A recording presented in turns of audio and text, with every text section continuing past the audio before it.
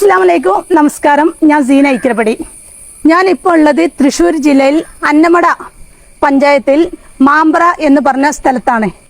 ഞാൻ ഇവിടെ വന്നിട്ടുള്ളത് ഇവിടെ ഒരു വീട് വിൽപ്പൻ്റെ ആവശ്യാർത്ഥമാണ്. എൻ്റെ കൂടെ ഉള്ളത് സുബർ ബാബുക്ക, അതുപോലെ തന്നെ റസീന മുസ്തഫാക്ക. വളരെ എമർജൻസി ആയിട്ടുള്ള ഒരു വിഷയമാണ് ഈ വീട് വിൽപ്പന നടത്തുക എന്നുള്ളത്.